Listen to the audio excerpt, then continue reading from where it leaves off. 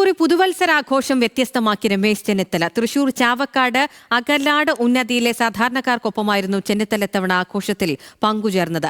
16 വർഷം മുൻപ് ആരംഭിച്ച ഗാന്ധി ഗ്രാമം പദ്ധതിയുടെ ഭാഗമായാണ് രമേശ് ചെന്നിത്തലയുടെ നേതൃത്വത്തിൽ നടന്ന വേറിട്ട പുതുവത്സരാഘോഷം. തൃശൂർ ബ്യൂറോ തയ്യാറാക്കിയ റിപ്പോർട്ട് കാണാം.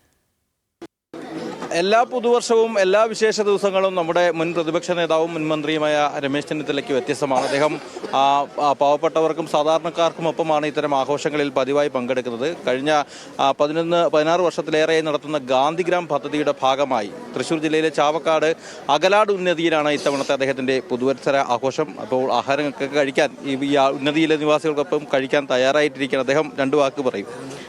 ഞാൻ KPC പ്രസിഡന്റ് ആയിരുന്ന കാലത്താണ് ഈ പരിപാടി ആരംഭിച്ചത്.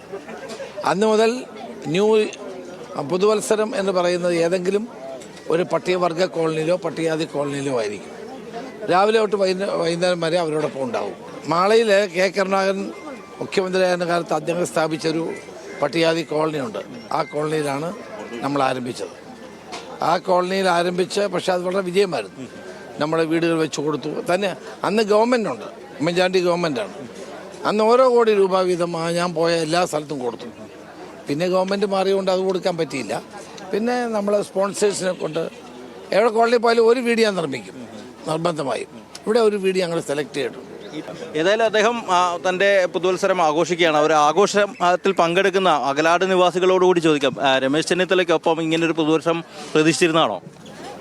പ്രതീക്ഷിച്ചിട്ടുണ്ടായില്ല, ഇങ്ങനെ വന്നു. ഞങ്ങൾക്ക് സന്തോഷമായി മാത്രമേ പറയാനുള്ളൂ. ഇപ്പോഴത്തെ ഒരു വേളയിൽ വേറൊന്നും പറയാനില്ല. വളരെ സന്തോഷത്തിലാണിപ്പോ. അവരൊപ്പം നിന്ന് ഊണ് കഴിക്കാനും ഭക്ഷണം കഴിക്കാനുള്ള സൗകര്യം നമുക്ക് ഉണ്ടായി. ഇവരുടെ ഈ വാക്കുകൾ മതി രമേശ് ചെന്നിത്തലയ്ക്കൊപ്പം ഒരു പുതുവത്സരം ആഘോഷിക്കാൻ കഴിയുന്നതിന്റെ സന്തോഷം നമുക്ക് കാട്ടിത്തരാൻ. ഏതായാലും അവരാഘോഷത്തിന്റെ ഭാഗമാവുകയാണ്. രുചികരമായ ഭക്ഷണം ഒരുക്കിയിട്ടുണ്ട്, അതിലേക്ക് കടക്കുകയാണ്. ക്യാമറമാൻ ഷഹീർ ഗുരുവായൂരിനൊപ്പം ലെവിൻ കെ വിജയൻ, ന്യൂസ് മലയാളം, തൃശൂർ.